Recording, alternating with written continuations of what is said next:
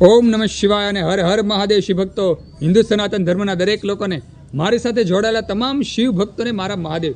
શિવ ભક્તો, ક્યારેક ભગવાન શિવજી આનંદમય હોય છે, ક્યારેક ક્રોધ સ્વરૂપે હોય છે, ક્યારેક એમ કહેવાય આશીર્વાદ વરસાવે છે, ક્યારેક એમ કહેવાય કે ક્રોધ રૂપે તાંડવ કરે છે. શિવ ભક્તો, ભગવાન શિવ કયા સ્વરૂપે આપણી પાસે આવે ને તેની ખબર નથી પડતી. નિરંજન, નિરાકાર ભગવાન શિવ એમ કહેવાય અંતર્યામી છે, હૃદયમાં પણ બિરાજમાન થઈ જાય છે. શિવ ભક્તો, આજે આપણે વાત કરીએ ભગવાન શિવજીનો એક અવતાર ઋષિ દુર્વાસા. શિવ ભક્તો, આજે ઋષિ દુર્વાસા હતા ને તે એમ કે ખૂબ ક્રોધવાળા હતા. એમ કહેવાય કે ક્રોધ હંમેશા તરત ક્રોધ આવી જાય, આવો તેનો સ્વભાવ હતો અને તેના સ્વભાવના હિસાબે તે ખૂબ પ્રચલિત હતા. અને એમ કહેવાય છે ભગવાન શિવનો આ અવતાર હતા. તો આજે આપણે સાંભળીએ ઋષિ દુર્વાસા વિશે. હિન્દુ ધર્મના પુરાણોમાં દુર્વાસા ઋષિ વિશે ઉલ્લેખ જોવા મળે છે. તેઓ અત્રિ મુનિ અને અનસૂયાના સંતાન હતા.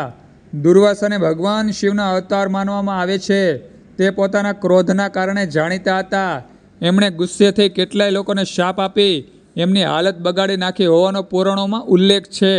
આ કારણે તેઓ જ્યાં પણ જાય ત્યાં લોકો ભગવાનની જેમ એમનો આદર કરતા હતા. દુર્વાસા ઋષિના વિવાહ ઓર્વ મુનિની પુત્રી કંદલી સાથે થયા હતા. વિવાહ સમયે તેમણે પ્રતિજ્ઞા કરી હતી કે હું મારી સ્ત્રીના 100 સુધી અપરાધ ક્ષમા કરીશ.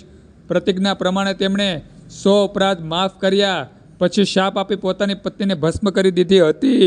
મહાકવિ કાલિદાસની મહાન રચના અભિજ્ઞાન શાંકુતલમાં વર્ણવ્યા મુજબ તેમણે શંકુંતલાને શાપ આપ્યો હતો કે તેણીનો પ્રેમી એને ભૂલી જશે, જે સાચું સાબિત થયું હતું.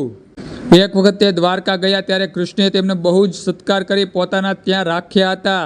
તે વખતે તેમણે કૃષ્ણને ઘણી વખત સતાવ્યા હતા. એક વખત કૃષ્ણની પાસે ખીર કરાવી એટલે કે બનાવડાવી અને તે ખીર પોતાના હાથે રૂકમણી અને કૃષ્ણના શરીરે ચોપડી હતી. બીજી વખત રથે ઘોડા ન જોડાવતા કૃષ્ણ અને રૂકમણીને જોડ્યા અને રૂકમણી બરાબર ચાલે નહીં તો તેને ચાબુક માર્યા હતા. આમ છતાં પણ કૃષ્ણને ક્રોધ ઉત્પન્ન થતો નહીં. એટલું જ નહીં પણ રૂકમણીની મુખમુદ્રા પણ પ્રસન્ન જ રહેતી હતી. તે ઉપરથી પોતે બહુ પ્રસન્ન અને સંતુષ્ટ થઈ બંનેને ઘણા પ્રકારના ઈચ્છિત વરદાન આપી પોતે સ્વસ્થાને ગયા હતા. એક સમયે કૃષ્ણએ તેમની મહેમાનગતિ કરવામાં ભૂલ કરી અન્નનો અમુક ભાગ દુર્વાસાના પગ ઉપરથી સાફ કરતા કૃષ્ણ ભૂલી જતા ઋષિ બહુ ગુસ્સે થયા અને તેનું મૃત્યુ કેમ થશે તે જણાવ્યું. શિવ પુરાણમાં વર્ણવ્યા મુજબ અંબરીશે દુર્વાસા ઋષિને ભોજન કરાવ્યા પહેલાં વ્રત તોડીને દુર્વાસાનું અપમાન કર્યું. આથી દુર્વાસા ઋષિએ અંબરીશને મારી નાખવાનો નિર્ણય કર્યો. અંબરીશને બચાવવા માટે સુદર્શન ચક્ર ઉપસ્થિત થયું, પરંતુ દુર્વાસાના રૂપમાં સાક્ષાત શિવ ભગવાનને જોઈ ચક્ર રોકાઈ ગયું. એ સમયે એક આકાશવાણી થઈ. નંદીએ કહ્યું કે અંબરીશની પરીક્ષા લેવા માટે સ્વયં શિવ ભગવાન આવ્યા છે, એટલે અંબરીશ શિવ ભગવાન પાસે ક્ષમા માગી લે. અંબરીશે ક્ષમા માગી અને દુર્વાસા મુનિએ પણ એને આશીર્વાદ આપ્યા.